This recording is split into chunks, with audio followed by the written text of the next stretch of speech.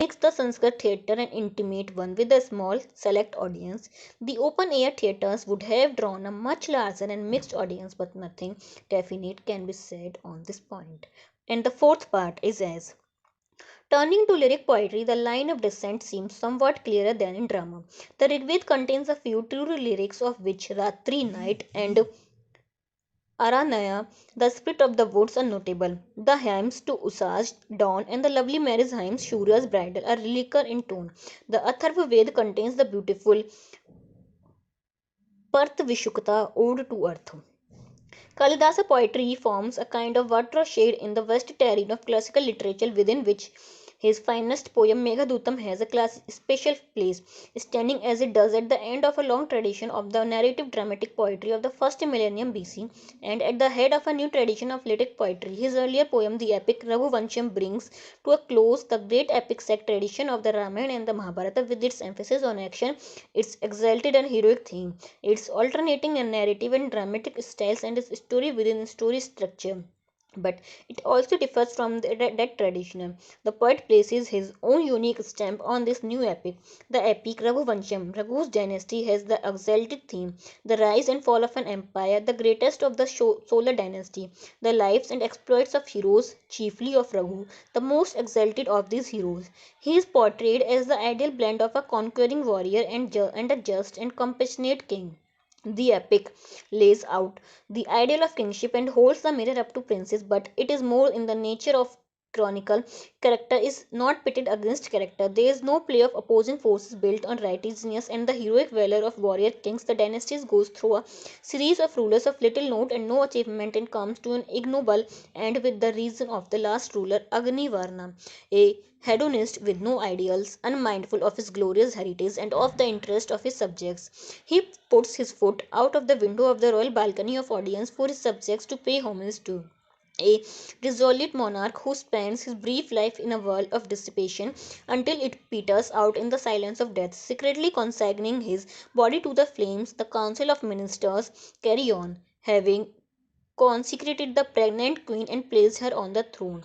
The last stanzas of Canto 19 are filled with a quiet bitterness, and the epic ends abruptly, incomplete, and inconclusive. The Mahabharata and the Ramayana have lyrical passages interspersed in the narrative. However, these are not integral but peripheral concerns in the main thrust of the work. Meghadutam and to a lesser extent Ritu Samraham announces a new poetic movement, a lyrical mode laying emphasis on exhibiting subtle emotional nuances rather than on weaving the storyline. As the mind turns inward, the imagination does not engage itself with the clash of external events of feuds and wars and the intricacies of power struggles that lead up to them, as the epics do, but placed delicately on the surface of the inner drama. Action is internalized. Shringa love becomes the dominant emotional mode. The single stanza comes into its own to possesses its autonomy. Though the stanzas are units in the long poem, each stanza is exquisitely crafted around one image, one feeling, one instant of experience. And the part fifth is as follows. The poet has left us seven works, three long lyrical poems, three plays, and an incomplete epic.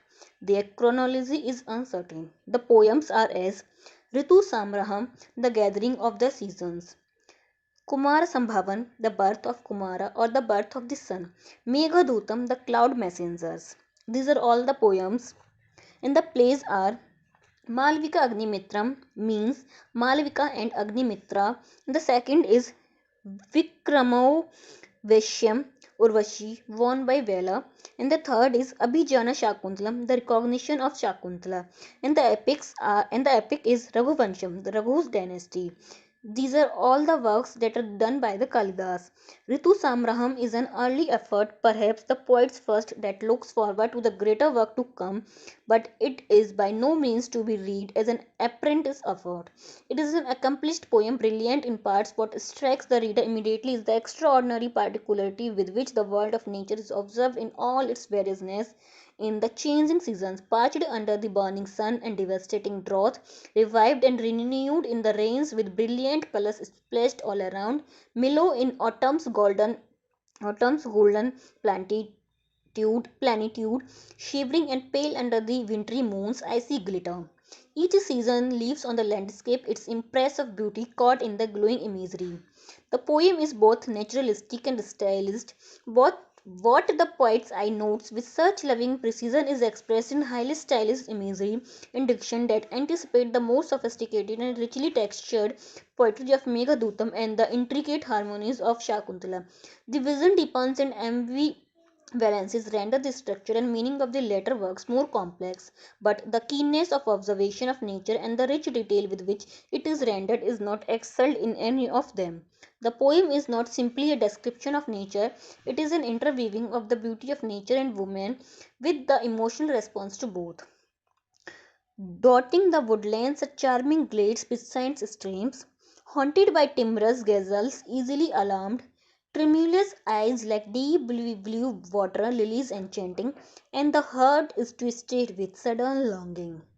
An interesting point, an interesting point to note here and in other places in the poem, example 6 ratio 18, is the direct address to the beloved in the second half of the stanza. The speaker turns to her from the scene they are both watching to tell her of nature's beauty that images her own. It is in the nature of an aside, a comment bringing together the beloved and the gazelle, both shy and timid and possessing liquid, lustrous eyes and the blue lily trembling in the pool. All three objects compared have one thing in common, the tremulous petal eyes. Whereas the beauty of nature magically heightens the loveliness of women, transferring her into an enchantress, she in turn serves as an ornament for it. Beautifully dressed and jeweled, she provides the color, glow, and fragrance absent from nature when the cool seasons, cantos 4 and 5, each the landscape in muted tones. Nature and woman complement each other, each enhancing the other's charm. Analogies are drawn constantly between the natural and human world. Men who have to travel far from home mourn desolate, seeing the glow of the beloved dark eyes in the blue lotuses, hearing the tones of her gold girdle bells in the love made murmur of wild geese, recalling the rich red of her lower lip in the banduka's flame clusters. The two words, this is 3 ratio 24, the two words interact. The flower scented breezes and the enchanting twilights jeweled by the moon and stars kindle passion in man. The breezes consort with lotuses and wipe away their tears of dewdrops. Clouds lean over to kiss the hills. The season steps in to deck lovely women with the prettiest and freshest flowers as a lover does, and the wild forest fire leaps up, smitten with longing, to clasp the greenery of the woodlands in a passionate and consuming embrace. The winter of separation makes the young girl and the slender vine grow pale and wither. Man and nature together celebrate a joyous festival of love and grief together in sorrow. In Indian thought, a sharp line is not drawn between the worlds of man and nature. The universe is one ordered whole of which man is a part, imbued with the spirit that is transcendent and immanent. The same life giving essence that is in man circulates in every part of it. The propelling force, therefore, in Kalidasa poetry is to see nature not as a setting for man and a backdrop to the human drama, but to perceive it as a possessing a life of its own and as related to the human world in many complex ways. Both women and nature, with its teeming energies, are the vehicles that carry the procreative energies of Shakti, Shiva inherent power. When the poet says, conference, conferring the radiance of the moon on the faces of lovely women, the entrancing tones of wild geese on their gem-filled anklets, the banduka's vibrant redness on their luscious lower lip, the splendor of bountiful autumn is now departing to who knows where. 3 ratio 25. He is not indulging in a mere flight of poetic fancy. The philosophical assumptions of his sculpture are behind it. In Ritu Samraham, woman and nature borrow each other's attributes when they are not competing in a friendly manner. In Meghadutam, women are named and nature are one. The identification is complete. The landscape is the beloved. Shrangara, love in its many aspects, is a perennial theme of lyrical poetry. Love, secure and fulfilled, or thwarted, betrayed, angry and jealous, and above all, love in separation, are all given glowing and poignant expression in Kalidasa poetry. In Meghadutam, the various moods that love displays itself in are deeply lineated in single stanzas each like a miniature painting. Stanzas 26, 30, 31, 33, 41, 42, and 43. The two poems in this volume, Ritu Samraham and Meghadutam, each treats of love in its two conventional aspects, love in union and love in separation respectively, though the latter is much more than just a love poem. However, this doesn't in any way make the two contemporary. In fact, they mark the beginning and end of Kalidas' poetic career. Ritu Samraham celebrates the fulfillment of love with hardly a trace of anguish. Meghadutam is a poem of longing and separation, Shakuntala having delight in love, ecstasy, and fulfillment as well as its anguish in the separation that follows the anger and bitterness of its cruel betrayal. Finally, gathers it all in the closing scene in an epiphanic moment of recognition, restoration, and reunion. It also adds something that is not present in the other two works, the child, token of love and symbol of continuity of the family and survival of the self. Young in heart, as yet untroubled by the weight of thought of the latter work and untouched by the pensive note present in the other two works in this volume, Ritu Samraham is the exuberant response of the poet in love with the world in all its beauty and in love with love itself. Where Meghadutam is haunted by the loneliness of the human heart, even in the midst of the world's loveliness, Ritu Samraham breathes in air an air of pure joy, longing, and the word occurs again and again. He has lost its ache because the beloved is close at hand. Seated next to the speaker of the poem, the ardent expressions of love, love's longings, and the restlessness it roses is in fact the response of the lover to nature's beauty and the beauty of the beloved mirroring and evoking each other. Coming at the end of the stanza, it is phrased to suggest an invitation to love as gazing at the Amarnath's blossoming sprays, glowing in exquisite loveliness just revealed, loveliness that rightly belongs to the beloved faces. How can a responsive heart not flutter in pain? Stung by proud love's flying arrows, my love. 6.18. There is an element of hyperbole in this young lover's statements. An extravagance of emotion and gesture is displayed from time to time. We see it again in stanza 20, where he indulges in a flamboyant gesture of despair to convince the beloved that he is destroyed and consumed to die again and again for love of her. The patterning of the poem is interesting and intricate, the complexity of which has not been noticed before. The poem has been treated mostly as showing a keen observation of nature expressed in vivid descriptions. A canto is given to each season and moods it creates in the natural and human worlds. Each canto is a self contained unit, opening with the traditional announcement of a theme and closing with a benediction. The title, Ritu Samraham or Gathering of the Season, unifies the poem. Kalidasa's titles hold a significance that unfolds in the course of work.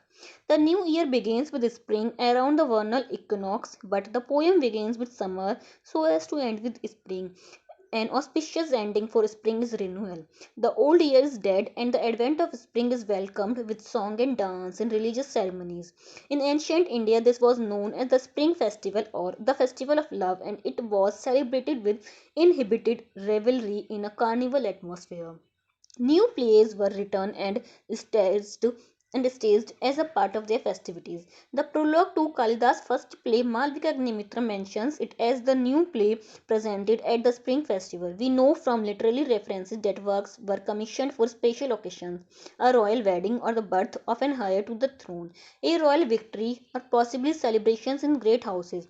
It is likely that Ritu Samraham was just such an occasional poem composed for and presented at the spring festival, in which case it is eminently fitting that it should end with spring and bring the celebrations to a memorable close.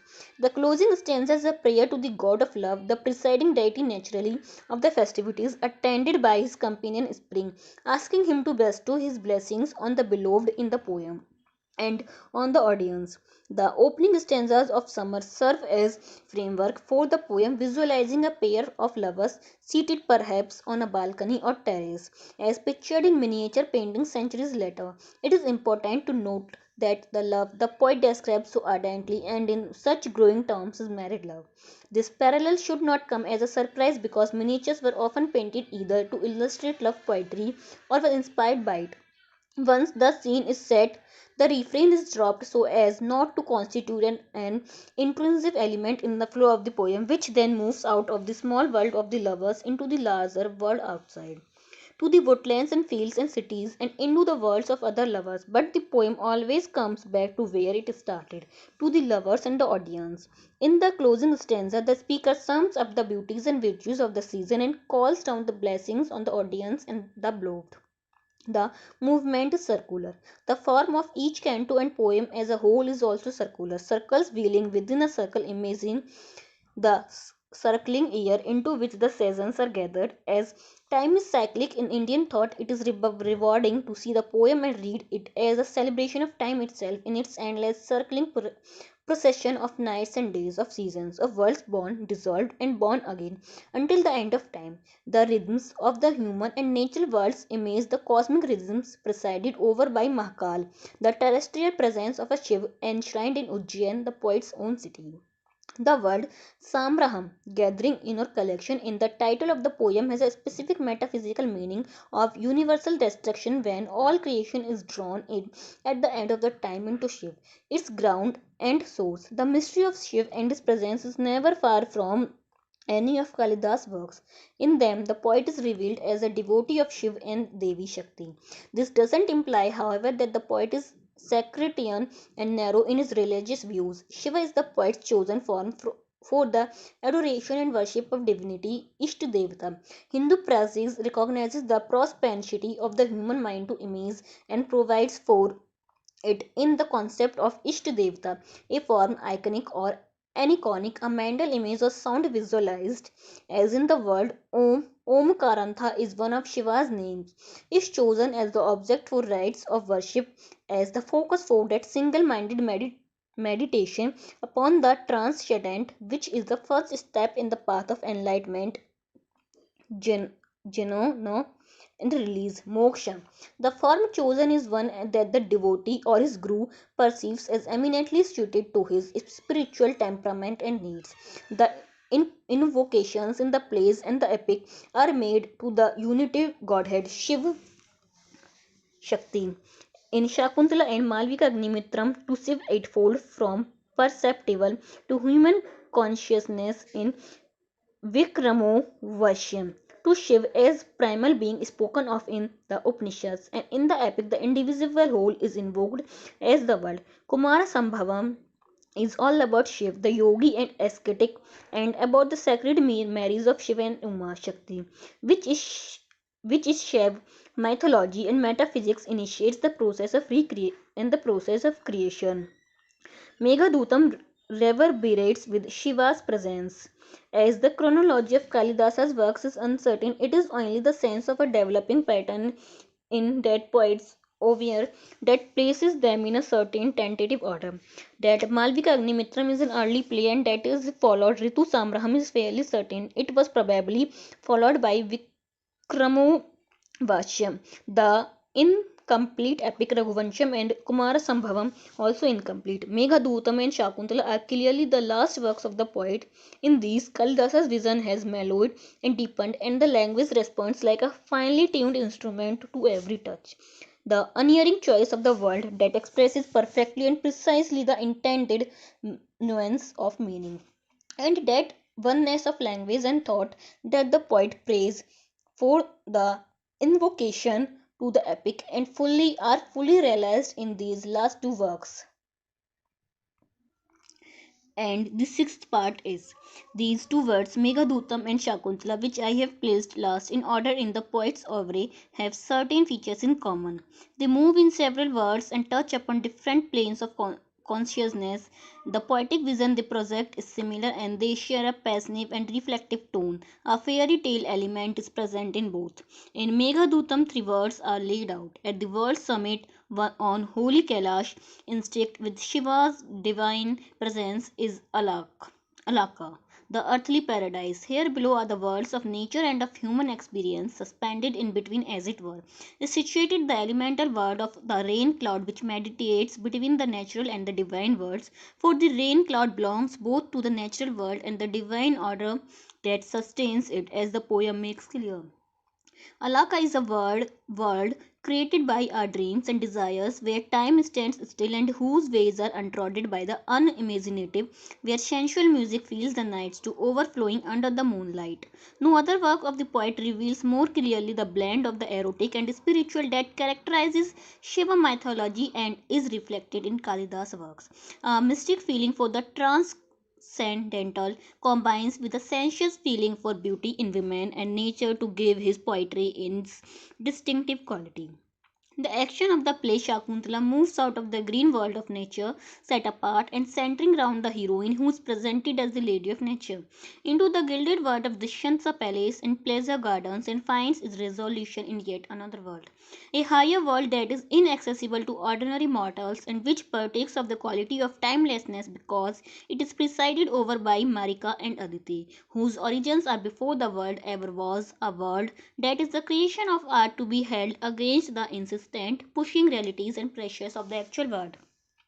The movement out of the green world is accomplished with much reluctance on the heroine's part. When she disappears from view behind a line of great forest trees, the green world, magical, vanishes too.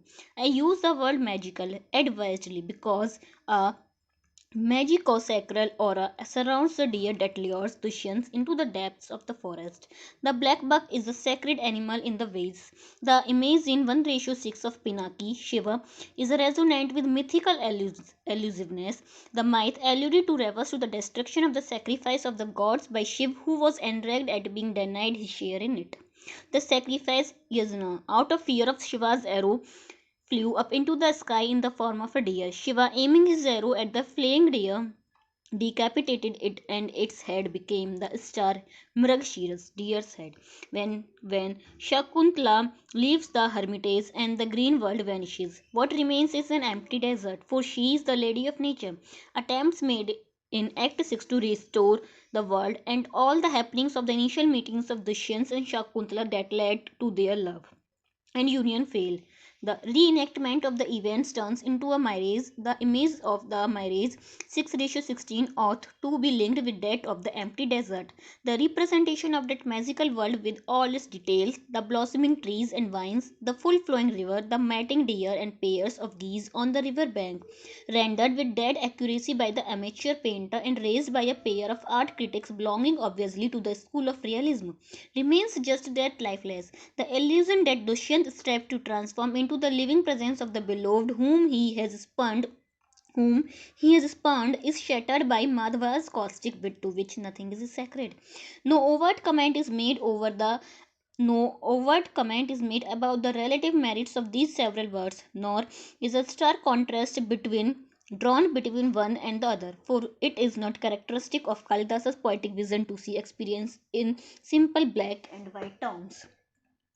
Different places of consciousness are touched upon in these two works: dream and awakening, delusion and loss of memory, disorientation where the mind whirls around unfocused, Brahm, recollection and recognition. Interesting observations are made about a state of mind where recollection stands on the preconscious threshold, inhibited from stepping over the thin line drawn by the conscious mind, acting as censure for whatever reason to produce uneasiness and perplexity until some incontrovertible, tangible fact breaks the barrier down. We refer to such passages as the following: the beloved, distraught, forgetting the melody no sooner had she composed it, hovering uncertain between walking and dreaming, a day lily on a cloudy day neither open nor shut, and nervously pushing back her tangled braid off the curve of her cheek.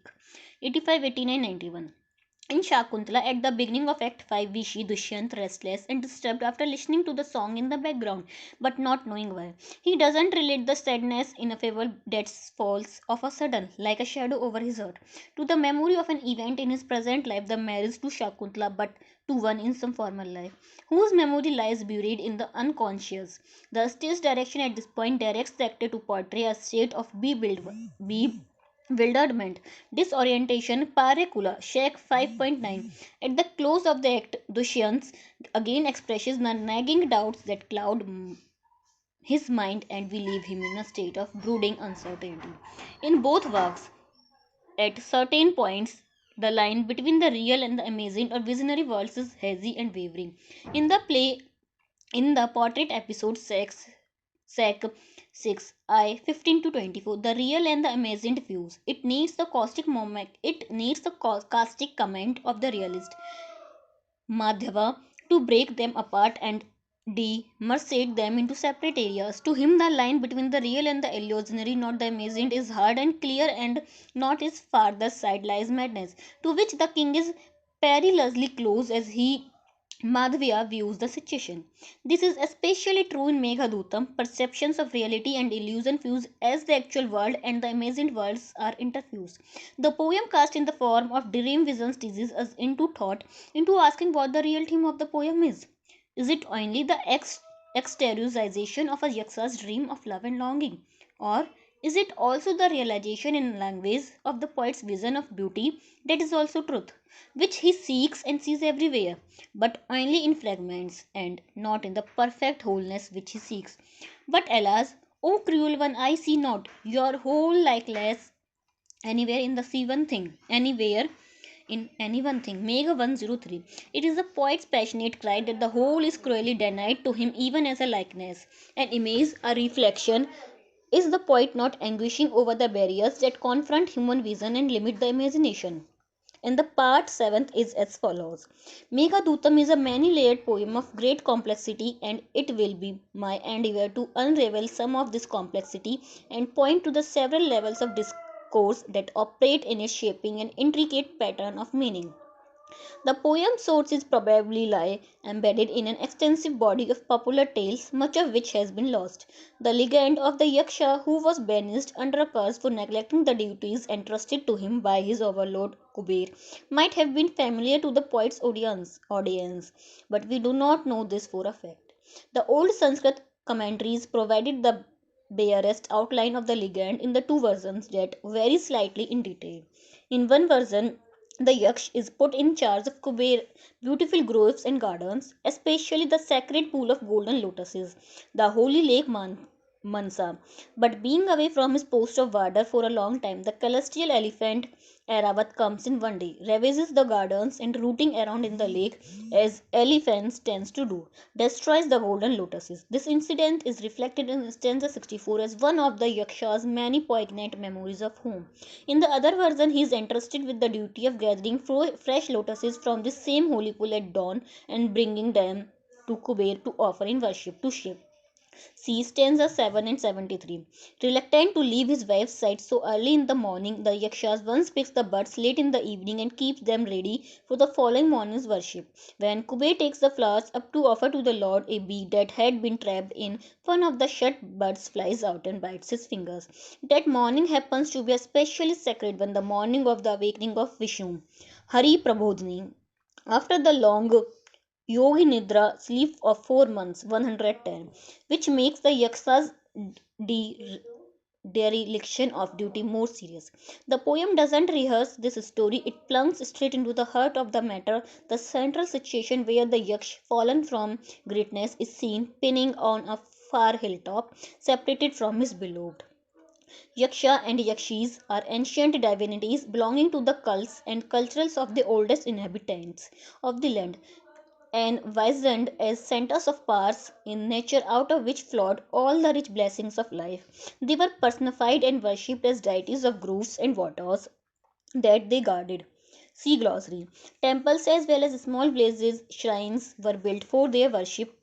Divinities of the sacred grove and indwelling spirits of the great forest trees are invoked in the play to bless Shakuntala on the eve of her departure for her royal husband's home, and they bestow rich gifts on her and pronounce their feelings for a safe and pleasant journey. Shek 4.7 In Meghadutam, three goddesses are described as sharing the grief of the speaker 106 as forces of nature associated with life and fertility and guardians of sacred groves and pools. Yakshas and Yakshis would have probably figured in folk and fairy tales. In the Mahabharata saga, which is a vast amalgam of many elements which include popular tale, folklore, and fairy tale and legend, there is episodes where the Pandava heroes encounter Yaksha's gardening pools, one of which relates to Kuber pools of golden lotuses. Men of great stature, power, and valor, and women of uncommon beauty and grace, met by the heroes of epic and romance, are often asked with admiring wonder if they are beings of divine origin, Yaksha, Gandharva, Apsara. Apsaras, born of the waters of creation, see note 8, are like Yaksha, Yakshis, associated with life and fertility, and seen as beneficent powers. In the earliest mention of Shakuntala in Vedic literature, she is described as an Apsara who conceived and bore the great Bharata at a place called Nadapit. In the epic, which is the direct source for the play, see Appendix 3rd, Shakuntala is not an Apsara herself but the daughter of one, and she is presented as such in the play Kalidas. Does not let us forget that the heroine is not wholly of this modern world of ours. She belongs to two worlds, sharing in the qualities of her parents who belong to different worlds, invested with nature's beauty and spontaneous creative energies, as well Alice holiness, and inheriting the ability for ascetic control that makes her a striking presence in the last act, though she speaks few words. Abandoned at birth, Shakuntala is looked after by birds, Shakunta, that encircle her protectively so that she remains unharmed until the sage Kanva finds her name as Shakuntala because she was first adopted in a sense by the birds who cared for her. She is portrayed as the child of nature or the lady of nature, keen to all forms of life in the sacred grove, says Sharangarava, hearing the cuckoo's song. Kin to her during her woodland sojourn, the trees now give her leave to go. Sec 4.12. This aspect of Shakuntala's personality ought to be kept in mind. She brings to the king something of significance that is lacking in his life. Dushyant's childlessness, referred to indirectly in Act 1 in the blessings pronounced by the Chorite and emphasized in Act 2, is a metaphor for bareness of more than one sort. I might venture to characterize it as spiritual barrenness. Dushyant is led by the deer into Shakuntala's world, the green world of nature possessing plenitude, fertility, beauty, and grace and holiness.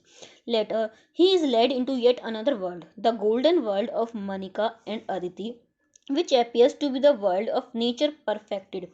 Dushyant's narrow and enclosed world of the gilded court, circumscribed by the round of royal ceremonies and pleasures, is thus expanded by virtue of his encounter with Shakuntala, who is of this world and yet not wholly of this world. Fairy tale elements are present in the poem as well as the play. The sacred pool of golden lotuses guarded by a genius with specific instructions to follow. The failure to carry them out, the curse and consequent loss of love, status, and superhuman powers are characteristic of folklore and fairy tale.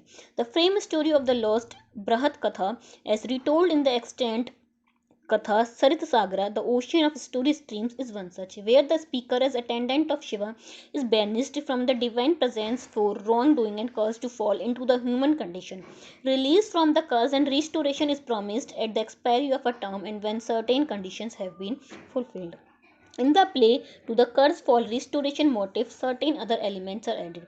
The loss and discovery of the child and heir to the throne, and the loss and recovery of the token of identity, a pattern of dream illusion, and of forgetfulness, recollection, recognition, all of which are intricately interwoven.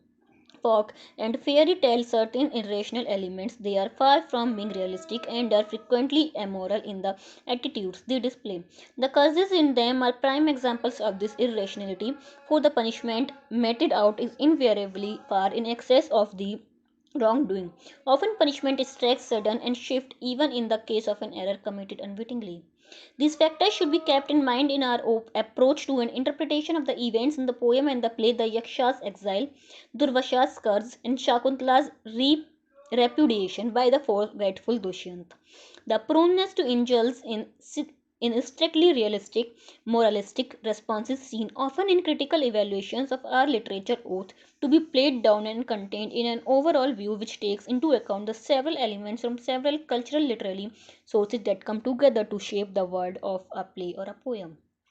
The curse itself doesn't lend itself to any simple explanation. It represents a whole complex of ideas, one of which would be to perceive it as the ex- exteriorization of a state of mind where some exclusive and obsessive preoccupation results in a psychological imbalance. This is the simplistic This is the simplistic view held by the Sikh Durvasha, who is himself obsessed with a sense of his own holiness and ascetic powers. Some critics adopt an ethical view. Tagore speaks of Shakuntala's fall and her redemption through penitence. SKD describes the curse of Durvashas as playing the part of a stern but beneficent providence, but a curse is also a metaphor for the arbitrariness of life. It points to that inexplicable, even absurd element that is of the very essence of life and which is not only beyond explanation and justification but beyond all comprehension. Wherever a curse operates, the human failing is trivial compared to the enormity of suffering entailed. It concretizes that troubling question which faces every human being at one time and another: why did this happen? Why does it have to be so? The curse also shapes the answer to that question in the form of that uncertain certitude with which man has to shore up his crumbling faith in order to survive. Call it faith or karma, or the absurd or the simple acceptance. This is how things are. This is the life. Shakuntala herself blames her own actions in a former life for her unhappiness in the present. The Yaksha's response is acceptance, with the faith that things have to change for the better. Kalidasa does not preach, he does not moralize, he shows us life as it is in all its beauty and splendor as well as its inexplicable vagaries which bring misfortunes deservedly or undeservedly. It is significant that the poet does not underline the Yaksha's wrongdoing in the poem. The poem does not describe it, it merely speaks of the curse as a consequence of neglect of a special charge, a failure to perform the duties belonging to one's own office. The phrase is Itali- the phrases italicized are the two meanings of the phrase. Shivadhikara Pramad, the phrase in the text Shavadhikaras Pramatha, is the adjectival form. In both versions of the legend provided in the old commentaries, the duties assigned to the Yakshas appear to be privilege and an honor bestowed on him, and his failure to carry them out seems to indicate that he was insufficiently sensible of the high regard and esteem in which he was held by Kuber, his overlord. The golden lotuses are one of the Kubera's nine treasures. The sacred pool itself is one of the treasures carefully guarded. Among Kuber's many attendant lords, it is a ring yaksha who is chosen to bring fresh lotuses each down to offer to the supreme Shiv. In this connection, it is interesting to note that the comment made by the king when he conveys his own awareness of the esteem in which Indra held him and which spurs him to do momentous deeds. Check 7:4. The neglect of duty under the stress of an obsessive love or passion that bears within itself the seeds of its own unhappiness and leads to near tragic consequences seems to have engaged the profound concern of the poet, for we see him returning repeatedly it to a consideration of it in varying situations to explore it in slightly different ways in Meghadutam, in Shakuntala, and in Vikrama and in Vikramora Siam. He touches upon it lightly in the epic. In the poem, the reason for the curse is not explicitly stated, but we infer from the form it takes, separation from the beloved, that it was related to the Yaksha's passionate love for her. The words used in the poem to characterize the Yaksha are significant. Kami, passionate, Kamartha, sick with passion, one who whispered in her ear words of no special import only to touch her cheek with his lips. 102.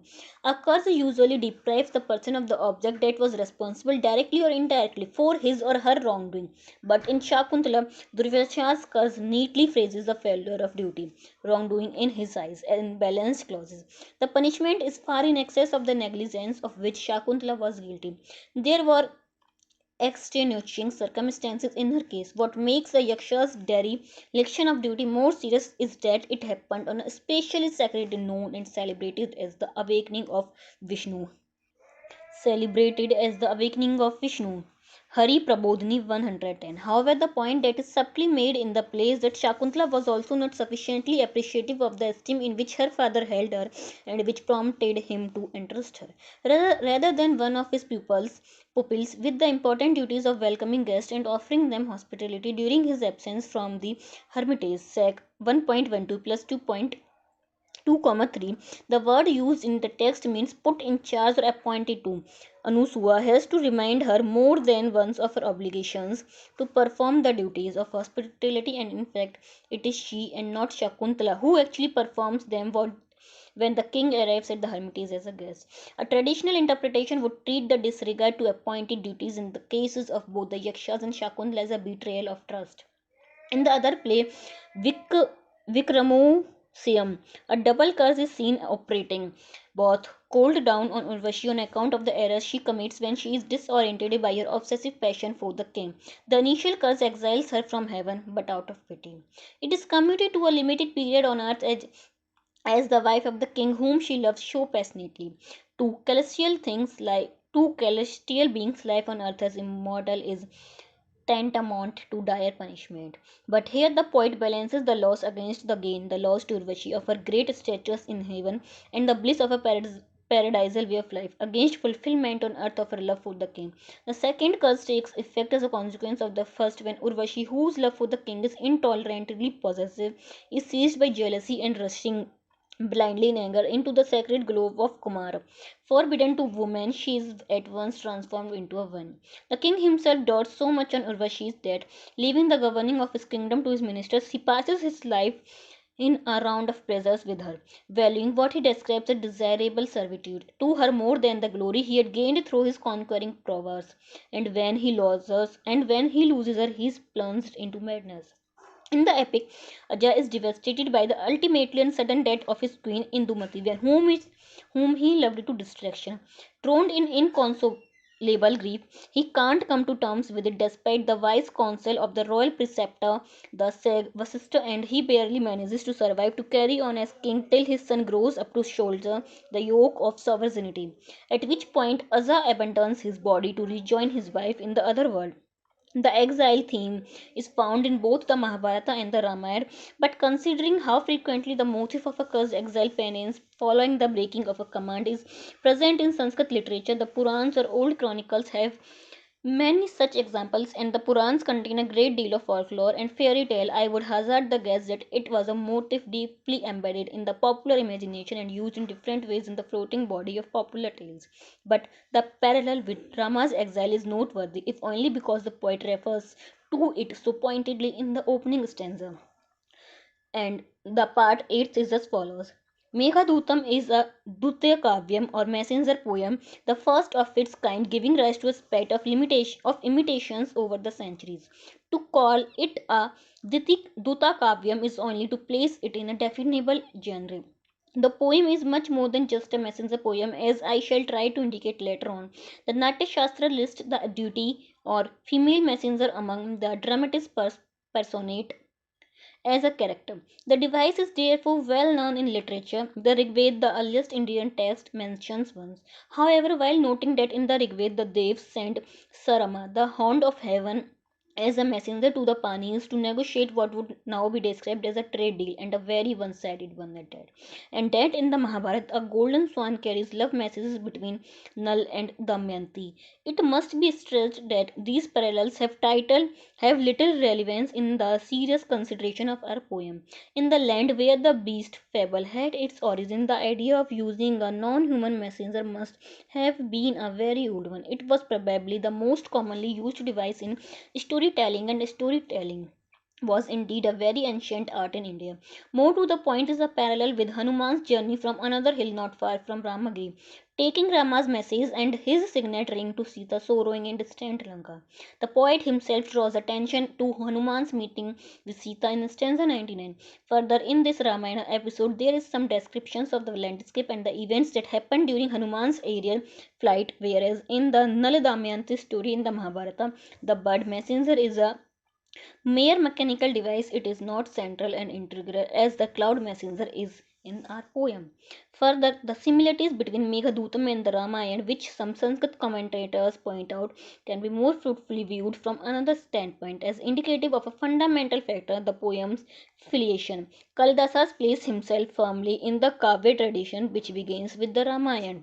The continuity of a literary tradition is proclaimed here as it is in his other works.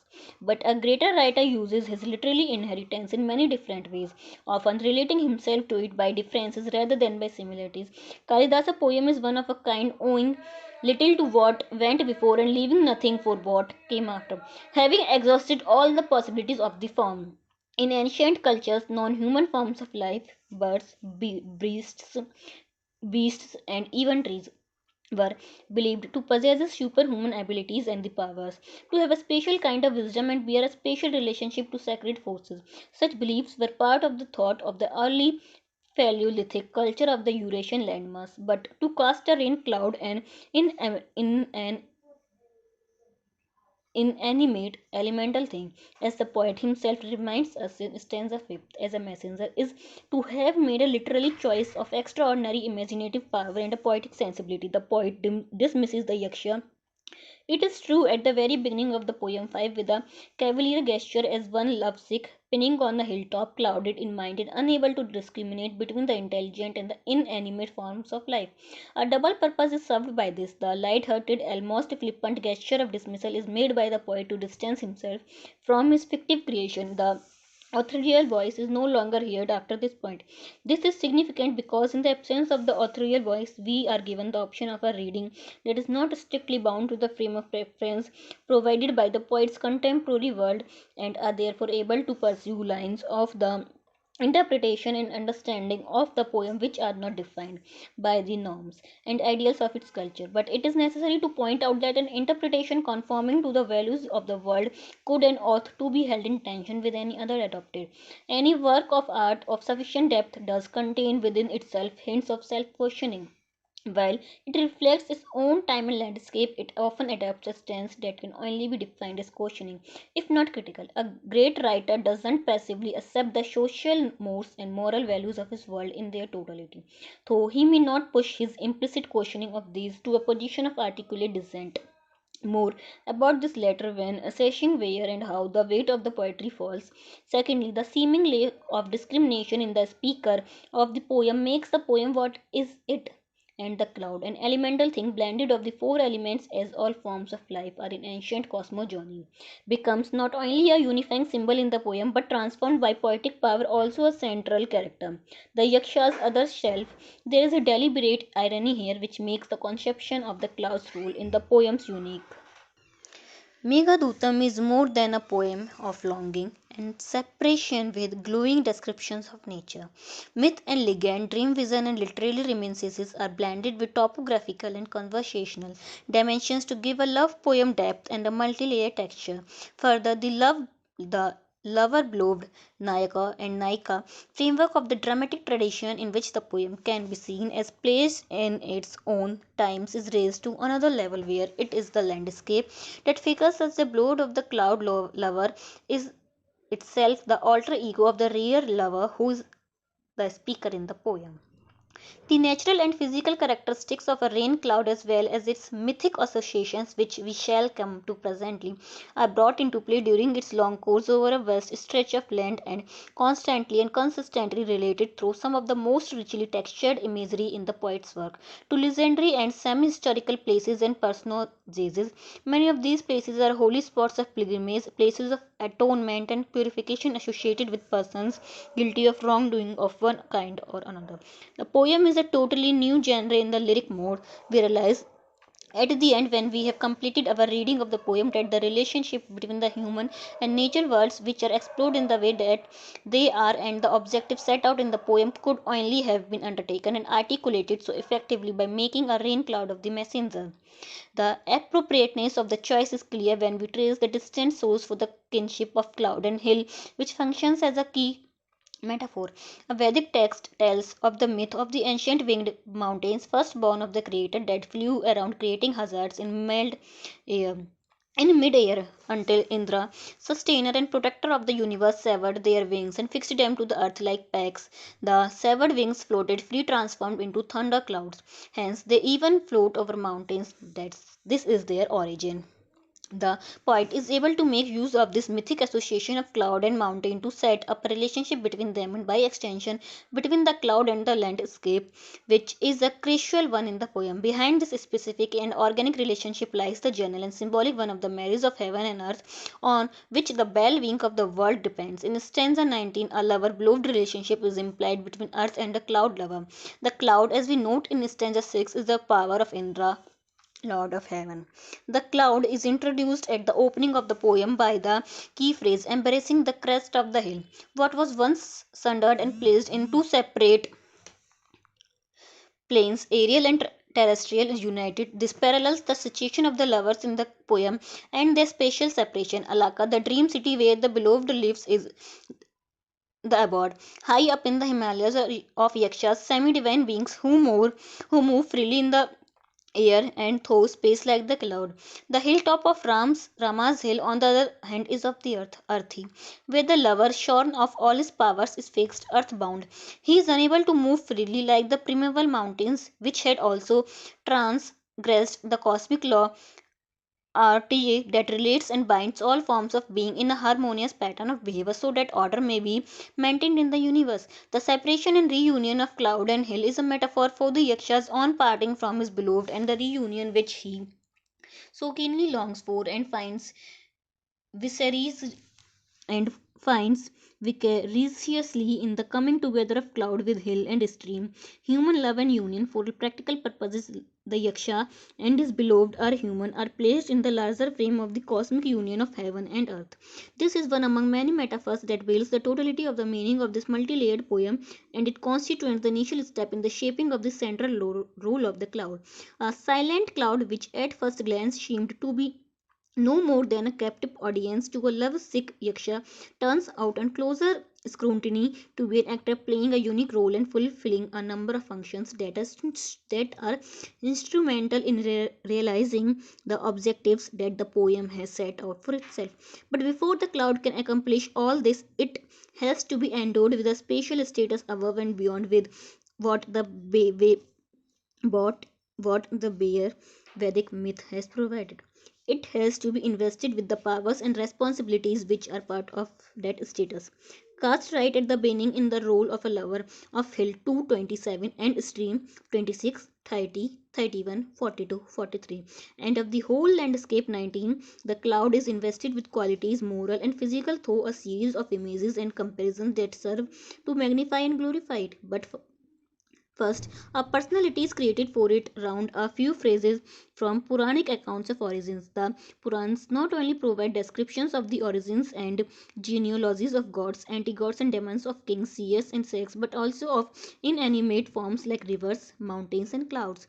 The Pushkara Vartaka clouds in the poem 6 are described as possessing deep resonant voices and the power to assume various shapes at will, as brimful of water raining down beneficial rains, and as appearing as agents of destruction at the end of an epoch to preside over the dissolution of the universe. Thus, they are envisaged as participating in the creative destructive cycle of the cosmic process, being finally subsumed in the primordial waters in which the creative principle lies hidden, resting until it is time to recreate the universe. Our cloud is born of this lofty lineage. It is the instrument of Indra, Lord of Heaven, and bountiful giver of riches. Our cluster of images delineate the cloud as a fertilizing force in the world of nature and man. Trees and shrubs burst into luxuriant bloom. 27:20 5 and 28. Cranes and wild geese rejoice at its arrival, knowing that it is mating time and form its reunite as it moves north majestically to Kailash and Lake Manasa, which is also the breeding place for the birds. 9:11. The onset of rains is that magical time in a tropical country of the greening of the earth after the burning summer and in the devastating drought of hope springing up in the hearts of grieving women waiting anxiously for the return of their husbands who have to travel to far places on business of various kinds. 8:49. The rainy season in Indian literature is like springtime and all that is suggested in Western literature. But it is also the time of unendurable anguish for those separated from their loved ones as the Yaksha and his beloved are. As the poem progresses, the rain cloud, nobly descended as we have seen, is gradually elevated in status through the attribution of qualities and virtues enumerated as pertaining to the character of a hero: splendor and grace, courage and compassion, poise, steadfastness of purpose, self-respect that will not tolerate an insult, high breeding, courtesy, gentle speech, charm, and beauty of form. It is to be presumed that the Yaksha invests the cloud with the qualities and virtues that rightly belong to himself as a hero. By various comparisons with the deities in the pantheon, Balram, Krishna, Vishnu, the cloud is touched by the light of divinity and is provided with its own epithets, as all forms of divinity possesses an oath to possesses. Jalada and Jaladhara, giver and bearer of water, Ji Muta, containing the precious water that sustains life. It is addressed as brother and friend, a refuge and implored for help in distress. The cloud assumes different shapes to perform its several functions as a benefactor to nature and man, as a lover desirable welcomed by the rivers, as a stern judge who punishes the presumption of the Sarabhas, puffed up with vanity, and in the form of Vishnu's dark blue foot extended, curbs the arrogance of Bali. Balram was not only a form of divinity, being the elder brother of Krishna and a part of the supreme incarnated on earth, but also a cult hero, as is clear from the epithet Plog Bearer, a cult hero who harnessed the waters of the river Yamuna for irrigation to benefit his people and therefore a benefactor of humanity. He was also a personage guilty of wrongdoing, like the Yaksha who atoned for it as he did to the instrumentality of the cloud, as we shall see later. Thus, this particular comparison serves more than one purpose. The cloud's other awesome aspect, as described in the Purans, is also brought in at various points in the poem. As it sweeps along the sky, soaring up like the uprooted peak of a great mountain, it displays its size and power. It hurls down thunder and hail like missiles to scatter the Sarabhas, and break their overblown pride. 56. In the Mahakal passage 34 to 38, which constitutes a high point in the poem, the cloud takes on the aura of divinity by virtue of its resemblance to the blue black throat of Shiva and is therefore viewed with awe and admiration by the celestial attendants of the Lord. The image suggests that the cloud is part of a supreme, and a little later it does become a part, merging into the forest of uplifted arms of the God who dances the universe into existence. At this point, the cloud attains its apotheosis, performing the role of the drum in the cosmic dance. The imagery in this passage should be carefully noted. There is an undertone of subdued violence, wild energies conveyed, and in images that combine power and beauty, which is of the essence of Shiv conception of creation. The tremendous power of cosmic energy, Shakti, flows into time and shape, shaped by the gilding principle Shiva into the pattern of dance. The images of the dark forest of uplifted arms and the blood red glow of dawn and sunset. The word Sandhya. Evening signifies both dawn and sundown, splashing a tropical sky and reflected on the dark cloud thundering, point to both the dawn of creation and its destruction. At the beginning and end of the time, and the cloud drum image occurs again. 58. In connection with the destruction of the triple city, Tripura, or the triple city, symbolizes the triple darkness of ignorance, evil, and illusion, and is linked with the demonic elephant 38, which in Shiva mythology was the illusory form created by the heretic sages to attack manifest deity Shiva. Shiva cosmic dance is a continuing reenactment of cosmic events, and the places on the earth where they occur are the cosmic centers for the millions of devotees. The shrine of Mahakala is one such. It is also an important stop on the journey of the cloud, which is a pilgrimage for the Yaksha, as we shall see presently. That the cloud does the bidding of a higher power in helping to sustain the world and preserve order is made clear by several of the comparisons which serve to set it up as a foil to the hero Nayaka of the poem. The Yakshas, in fact, it is presented as an ideal which the hero doesn't appear to be. The cloud is a wanderer at will, Kamakari, moving freely as a benefactor to nature and man. It assumes whatever shape it wills. Kamarupi, because it is the instrument of a higher will. The Yakshas, on the other hand, is subjected to an alien will, because he is self willed and his will is directed by obsessive passion to the exclusion of other duties and responsibilities. He is described as Kami and Kamarta, passion ridden and sickened by passion. In the traditional framework of meaning, the cloud is the dharmic hero and the Yakshas has sheared from the path of dharma. The Yakshas shorn of his powers, the eight siddhis which all semi-divine beings and perfected seer possessed, is confined in the human existential condition and tied by the terms of the curse to his place of expiation. Ramazil. The only action he is left with is purely verbal, which takes in the form of a long lyrical monologue and action by proxy, which can only be undertaken by the cloud. Far off, his way bared by an adverse decree, he gone beyond range of your hearing, not seen by your eyes, speaks through my mouth to you. 102 is the preamble of the Yaksha's message to his wife. The Klaus is already perfect in the role of lover to the landscape. It now has to take on another role, that of the lover in the poem, the hero, and become his other self. To effect this, the landscape has to be identified with the beloved Kanta, and this is what the poem does next. The beloved, the third person in the poem, is the unseen lady, seen only through the eyes of her husband and occasionally overheard, but whose presence is dominant and pervasive. In the poem, the Yaksha sees her everywhere. In the Shama vine, I see your slender limbs, your glance.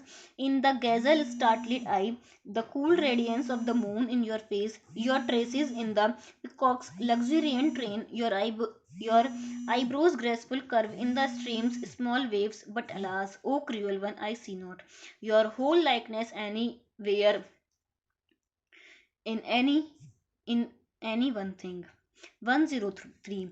He hears the tones of her voice, seductive, loving, half inviting, half reluctant in Vetravati's waters, purling along her banks with knitted eyebrows of tremulous wavelets, whereas he turns, he sees only her. Every detail in the landscape is but a small part of her. Only the whole landscape can hold out the possibility of yielding that whole likeness, whole likeness which he complains of being cruelly denied. The natural world and the human world both participate in the divine. They both share in the cosmic creative energy, Shakti, and in so far as they are vehicles for the cosmic energy, they reflect each other. The creative forces in nature and in woman both flow from the same source and reservoir. There is an interchangeability then of the roles of nature and woman. Symbolically, each part, each limb of the feminine form has its corresponding form in nature. This is already made clear in Rutu Samraham. See section 5 of introduction. In the great reliefs of Bharut and Sankhi, the sculptor has seen this vision of all embracing cosmic energy manifesting itself in the beauty of form of nature and woman. The teeming energies of nature blossoms in flower and the tree, the sensuous forms of yakshis and vrikshas, tree spirits twine round blossoming vines and trees clasping them. The imaginary invest the landscape with the personality when the yakshas tells the cloud of the river Gambhira with her clear waters, a tranquil pool of consciousness, and those dazzling upward leaps of glittering fishes, bright as water lilies, which are her welcoming glances. What he is seeing and talking about is not the landscape, but the beloved. In Kalidasa's poetry, landscapes are specific, yet symbolic. As the poet cares the landscape with his language, it takes on the form and identity of the beloved in the Yaksha's imagination. On reaching Vidisha, the speaker says to the cloud, you shall at once obtain the unalloyed fulfillment of a lover's desire, tasting Vetravati's sweet waters as a lover his beloved lips, with sonorous thunder passing along her banks as she flows with knitted brows of tremulous wavelets. The 26 as follows. And on meeting Nirvandhyas, wearing a girdle strung of chiming bells, a row of water birds splashing on her undulated waves, weaving her sinuous course with charming unsteady gait to reveal eddies forming her nave. Such co-gestures are women's first statements of love. In the Tahiti, the speaker tells the cloud, be sure to be filled with love's fine flavor. And again, in another tone of voice, the speaker, remembering the sorrow of the beloved, envies the cloud the happiness he himself can't have. Crossing that river, O fortunate lover, yours will be the happy task to induce Sindhu, visibly grieving at your absence. Her waters shrunk to a thin braid and pale, with the paleness of dry leaves fallen from the trees rooted on her banks to cast off the sorrow withering her. 31. The rivers are the Naikas, heroines listed in the Natya Shastra, and they express the many moods of the beloved and that the Yaksha knew so well during their brief life together. Fingzin's anger and displeasure, Koi playing her to get proud and noble, Gambhir but loving. The cloud as a yaksha's proxy and alter ego, the landscape as the substitute for the beloved are consolations which the poem constructs for the speaker but which can only be offered to him as the poem progresses. We begin inevitably in a world without consolations, with nothing to hold on to. The yakshas has only the agonizing sense of the loss of everything of value in his life and the haunting memory of her who had to be left behind unsupported. Abla. The word Abla without strength does not imply weakness but the absence of a supportiveness. The center of a woman's world was the husband and the children, and the beloved is left without either. The poem begins on a note of sorrow and despair, the passionate cry banished from wife and kinsmen by divine decree. I entreat you. 6. Rings out, pointed by a sharp sense of alienation brought about by the violation of hierarchical order. A world is fractured. There are certain poetic qualities that are difficult to convey in a translation without some explanation. The first stanza conveys so much and with such economy through suggestions, allusion, and by its cadences that an analysis of the four lines is necessary to give some idea of the dense texture and feel of the original poetry. Kashit kanta viraha garuna savadhikara pramahata सप्पेनाश्रितं गामिता Mahima Varsha भोग्यान भारतुः यक्षूषकाकरे जनका Tanya Sneha पुण्योदकुशा Snigdha Chhaya तरुषा वाशतिं रामागिर्या रामेषु. Sanskrit meters are quantitative. Short syllables have the value of one matra, an instant. Long syllables of two. In addition, the conjunct consonants and consonants that immediately precede them are counted as long. Both the consonants in the very first word Kashkit are counted as long. The compound words are hyphenated for readers who do not have any Sanskrit. To read more easily in the original, it runs as follows. Kashit Kanta Vraha Garuna Ishvak Pramo- Pramattaha. The meter used is the stately Mandakranta, which is defined as appropriate for love poetry. Each line is 17 syllabled with a pause after the 10th. The lines have a measured cadence in an intricate pattern of 3 syllable unit. U is and so on is long and U is short. The compound words in the first line move heavily as if the weight of sorrow bears down on each syllable. Kanata Viraha Guru Na Isvadhikara Pramahataha. They do not come tripling on the tongue, taking the second line apart to show how the metrical pattern suggests. Dhwani. Setting the tone and mood Sapena by the curse. Astam Gamita Mahima, gone or set, the glory. Here the two words are combined by rules of euphony to becomes Safena Istamha Gamita Mahima. We have here four long syllables suggesting how time drags on. Sa Pe Na Istam. Followed by the five short ones Ga Mi Ta Ma Hi. To show how quickly glory flies away. Then a long syllable Ma and a pause. Shazura. There is almost an echo of a sigh at this point because a quick breath has to be taken up before continuing. Again, the second half of the line has five long syllables. The harshness of the r, r, sh, and aspirated b suggest the unendurable harshness of the separation. Bhogya, what is eaten or enjoyed, is sorrow the world Bharutah, the lords from Bharata, one who bears, protects, sustains, implies a certain feudal relationship of lord and vassal with rights and obligations on both sides.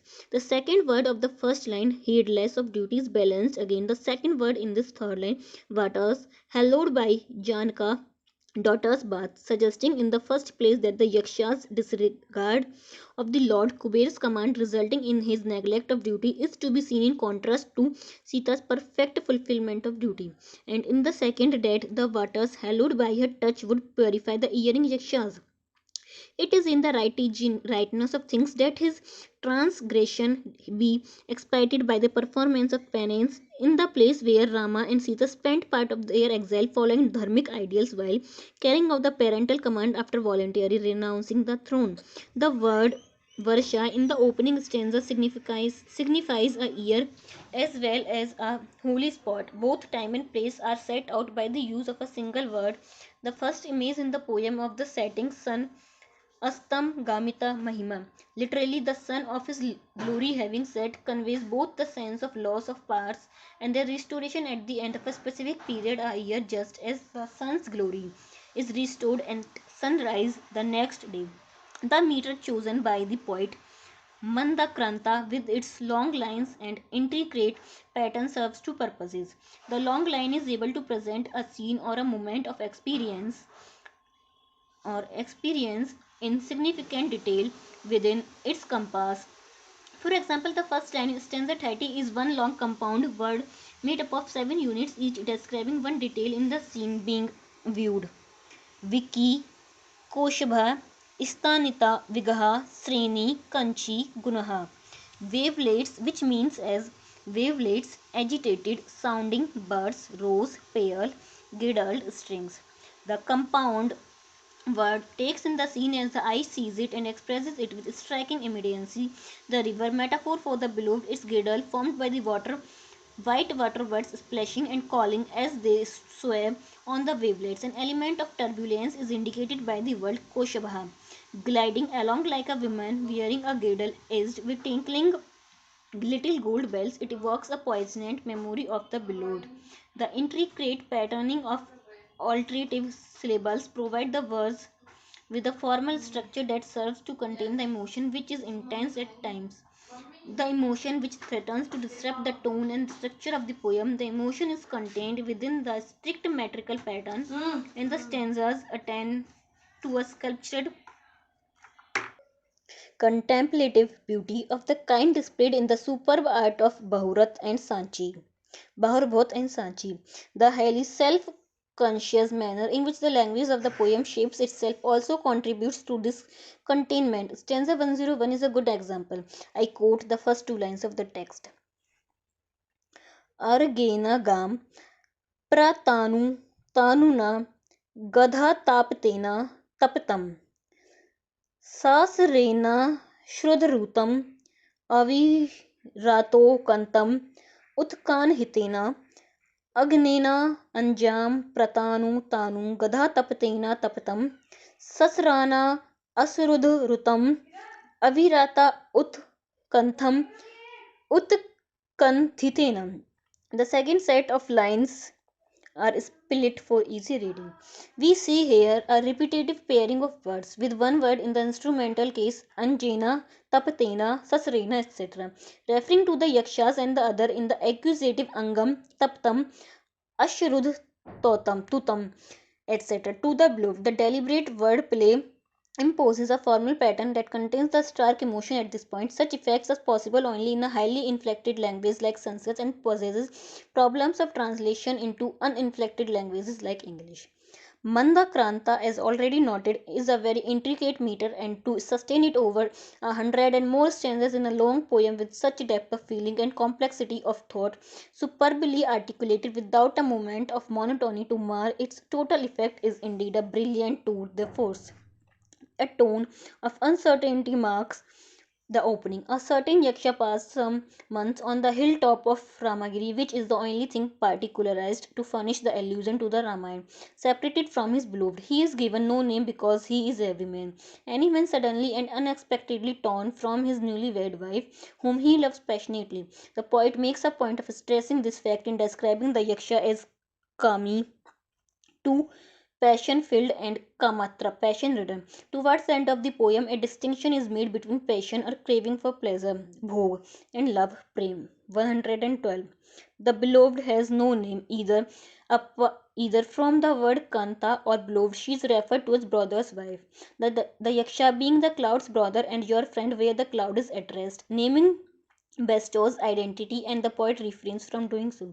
The nature of the wrongdoing and the nature of the wrongdoing that brought such a swift and bitter punishment on the yakshas is also left unspecified. That he violated his lord's command is seen as sufficient reason. What matters is that dharma, the law, is inviolable. The precise form the violation might take in any given situation is beside the point. It is not sufficient to translate the word dharma by one word into English. It means the law, the duty, the right action, moral and social order, virtue, or the inherent property of a thing. All these several meanings are included in the concept of dharma. The word is derived from the root dhar, to support. Dharma is the reflection or earthly copy of Ratta, the cosmic law, on which universal order depends. As such, it is coordinating concept in a world view where these several meanings are brought together and the ethical, social, and religious life of man is integrated. Dharma is the firm base and support of the existential condition, the frame on which all relationships are woven, and through observing which life takes on meaning and gains fulfillment. Failing to perform appointed duties is an infringement of the law, which in turn upsets the delicate balance of the network of relationships and endangers order. In this connection, it is interesting to note the comment made by the royal Chamberlain in Act 5 of the play Shakuntala 4 about the operation of the cosmic law, which binds the sun and the wind and the serpent that holds up the earth, and the king order is thus maintained. Even though there are dramatic elements in Meghadutam, there is no attempt at characterization, no story is provided. The slender narrative is contained in just the first five stanzas. The nature of the speaker's wrongdoing remains unspecified. All this unspecificity is deliberate. This is deep poetic logic behind it, indicating that the poet's concerns that directs the main thrust of the poem lie elsewhere in the journey and its significance. Rama's hill and Alaka are the two halves of the fractured world. We spoke of it. The wrongdoing which led to the breaking part of the world of the Yaksha and his beloved has to be expiated. The fractured world has to be made whole again through penance, through suffering. All this can only be effected through the instrumentality of the cloud, which of the world has to be made whole again through penance, through suffering. All this can only be effected through the instrumentality of the cloud, which, as we have seen, we has been presented as embodying dharmic ideals and realizing them through its conduct and actions, and which has further been presented as the yaksha's other self. The journey is a bridge connecting the two halves. At the same time, we should note that the poem offers us only the hope of restoration. The end is deferred. In the text established by the old commentators Mallinatha and others, the poem is divided into two parts, Purva and Dutra Megham. The former comprising the story stanzas 1 to 65 and the latter the Alaka part stanza 66 to the end. Many printed editions still observe this decision. Many printed editions still observe this division, which indicates an implicit recognition on the part of the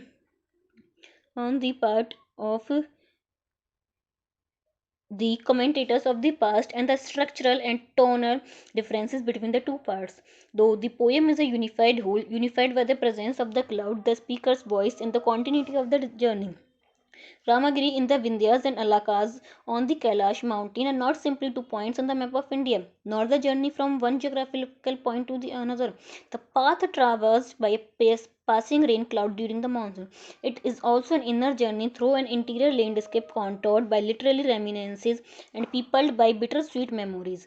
Ramagiri and Alaka are the beginning and end of this journey too. At one level of discourse, the poem feeds on memories and in turn feeds them until the whole landscape, inner and outer, is meshed in a network of memories. The cloud's journey through the actual physical landscape is stretching between the two mountain ranges, both sacred to Shiva and Shakti.